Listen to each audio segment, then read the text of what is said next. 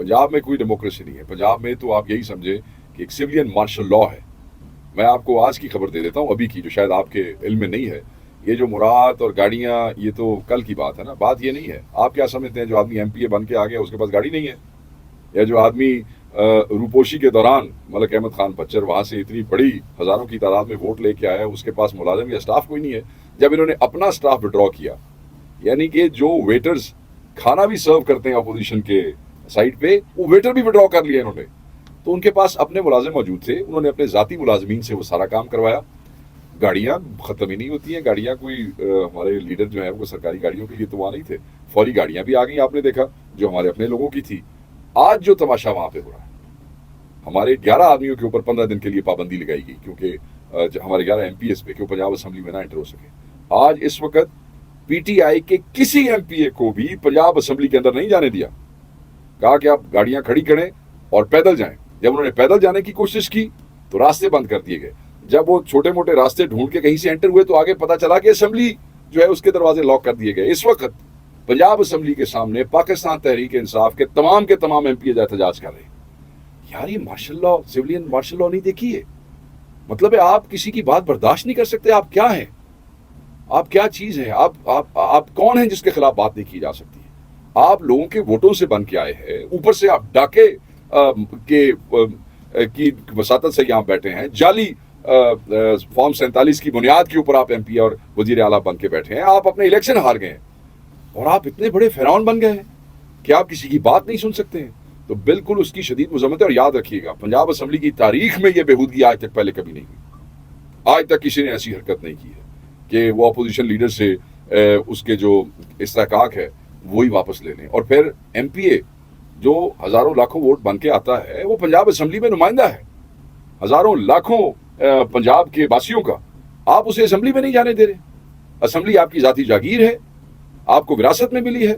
तो मैं ये समझता हूँ कि ये इस किस्म का एटीट्यूड जो है, वो जो हम कहते थे आप लोगों को बार बार कि ये फस्ताई हुकूमत है, ये फाशिस्ट हैं, इनके डिक्टेटोरियल इनके एटीट्यूड्स हैं, हमें अब एक्सप्लेन करने की ज़रूरत नहीं है, आपके सामने आया हो गया उनके अपने एक्शन से।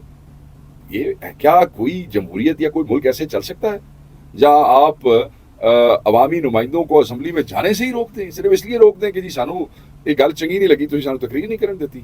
अपोजिशंस क्या करती हैं? अपोजिशंस हुकूमत की नाकामियाँ, कमज़ोरियाँ, बेहूदगियाँ, कमीनगियाँ जो हैं उनको उनकी निशानदेही करती हैं, आवाम तक पहुँचाती हैं, हुकूमतों को इस्लाह का मौका देती हैं, हुकूमतों के बजट पे बात करती हैं, ज़्यादतियों को रोकने की कोशिश करती हैं। यही अपोजिशन का काम है। और क्या होता है अपोजिशन के पास?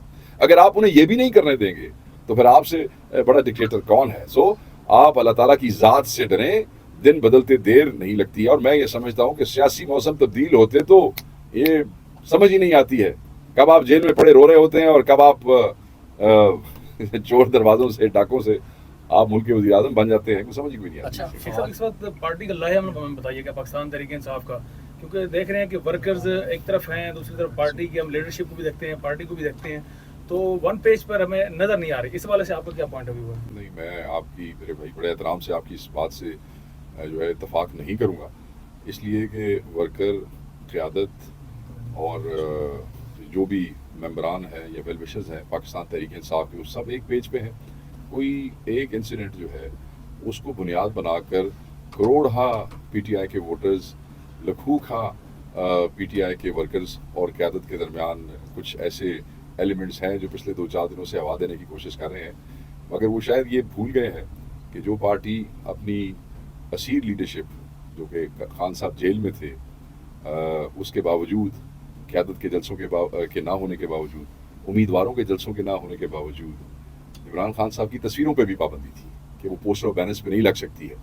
उसके बावजूद जो पार्टी इतनी बड़ी तादाद में अपने MNAs डाके के बावजूद और अपने MPs असम्बलियों में लेके आ गई है, आप वो समझते हैं कोई 1 या 2 इंसिडेंट जहाँ लोगों की हार्ट बर्निंग हो सकती है और उनका हम एहतराम करते हैं, उसको बुनियाद बना के इतनी बड़ी बात नहीं की जा सकती है।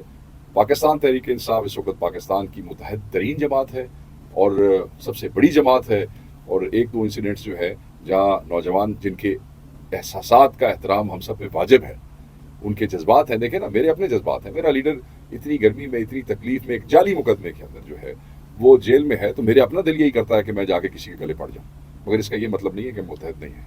हम we are united more than ever. Fawad Chaudhry sahib کا سٹیٹس کیا ہے فی الحال؟ کیونکہ وہ یہ کہہ رہے ہیں کہ موجودہ جو قیادت ہے پی ٹی آئی کی وہ نہیں چاہتی کہ عمران خان صاحب باہر رہیں، اور وہ کوشش کر رہی ہے موجودہ قیادت، اور یہی بات جو ہے آج کل کافی زیر غور ہے، کافی بحث ہو رہی ہے اس بات کے اوپر، اور وہ ٹاؤٹ بھی کہہ رہے ہیں جو قیادت ہے اس کو، اور وہ یہ بھی کہہ رہے ہیں کہ میں عمران خان صاحب سے ملا ہوں، رؤف حسن صاحب کہہ رہے ہیں کہ وہ نہیں ملے۔ یہ کچھ تھوڑی سی باتیں تو کلیئر کر رہے ہیں۔ پہلی بات تو یہ ہے فواد چودھری صاحب میرے بڑے اچھے دوست ہیں اور آج کل ویسی گفتگو کر رہے ہیں جس کا مجھے بڑا افسوس ہو رہا ہے، اور پھر جب دوستوں کو رسپونڈ کرتے ہیں تو ایک عجیب سچویشن پیدا ہو جاتی ہے۔ میں نے اگلے دن پنجاب اسمبلی سے نکلتے ہوئے کسی کو کہہ دیا کہ یہ تو بچوں والی باتیں کر رہے ہیں، چھوڑیں آپ ان کو، دوست ہیں، تو ان کا مجھے گلہ آ گیا فوری۔ بٹ آپ نے کیونکہ بات اب میری پارٹی پہ آ گئی ہے، بڑے احترام کے ساتھ میں یہ کہوں گا، میرے علم میں ایسی کوئی ملاقات نہیں ہے۔ کوئی ملاقات جو ہے وہ نہ میرے علم میں ہے، اگر میرے علم میں نہیں ہے اور میں نے پارٹی قیادت سے بھی بات کی تو کوئی ایسی ملاقات جو ہے وہ ہمارے نالج میں نہیں ہے۔ چھپ کے اگر کسی نے ان کو ملا دیا ہے تو انتظار پنجوتا صاحب کو ان سے پوچھیں، وہ بھی اگر وہ اپنے دعوے سے کہہ رہے ہیں تو شاید ہاں، میں دعوے کا جواب دے دیتا ہوں۔ انتظار منجوتا صاحب سے بھی میری بات ہوئی ہے، وہ اس قسم کی کسی ملاقات کو فون بھی نہیں کرتے ہیں۔ وہ کہتے ہیں کہ فواد بھائی نے کوشش ضرور کی تھی، جس کے حوالے سے خان صاحب سے بات ہوئی تھی، مگر کبھی بھی کوئی میٹنگ میٹیریلائز جیل میں نہیں ہوئی، تو یہ غلط ہے وہ بھی۔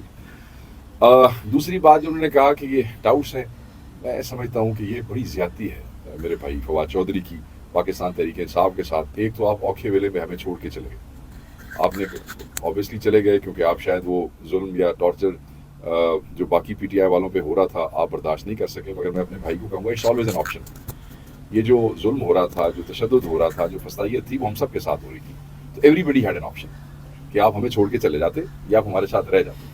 آپ نے آسان رستہ ڈھونڈا، آپ چلے گئے، آپ نے کہا جی میں یہ برداشت نہیں کر سکتا۔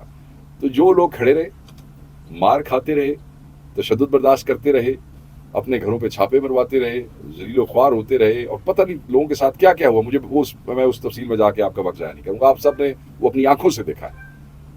آپ اس کے ساتھ مقابلہ کیسے کر سکتے ہیں؟ جس نے خان کے ساتھ کھڑا رہنا کو ترجیح دیا، وہ کیسے برابر ہو سکتا ہے اس آدمی کے جو حالات کی تنگی دیکھ کے خان کو چھوڑ کے چلا گیا؟ میں یہ سمجھتا ہوں کہ آپ کا حق نہیں بنتا، آپ دوست ہیں، میں بصد احترام ریکویسٹ کروں گا کہ چوہدری صاحب اس قسم کی گفتگو بند کر دیں۔ یہ نون لیگ کا ایجنڈا ہے، اور نون لیگ کے ایجنڈے کے اوپر چل کے وہ لوگ جو خان کے ساتھ آج تک کھڑے ہیں، آپ ان کو ڈیمین کرنا چاہتے ہیں، کس کے کہنے پہ اور کیوں؟ اس کو چھوڑیں، میرے بھائی ہیں، میرے عزیز ہیں، میں انہیں میری ایڈوائس یہ ہوگی، اس is not a good strategy. اگر آپ اس وقت دیکھیں نا، یہ تو نہیں ہو سکتا کہ جو آدمی اوکھے وقت میں خان کو چھوڑ کے چلا جائے، کل وہ باہر جا کے خان کے حق میں 2 بیان دے اور پھر وہ سمجھے کہ مجھے پارٹی کا انفارمیشن سیکرٹری بنا دیا جائے یا میں پارٹی کا اسپوکس پرسن بن جاؤں، تو سیلف امپوز اسپوکس پرسن نہیں ہو سکتے۔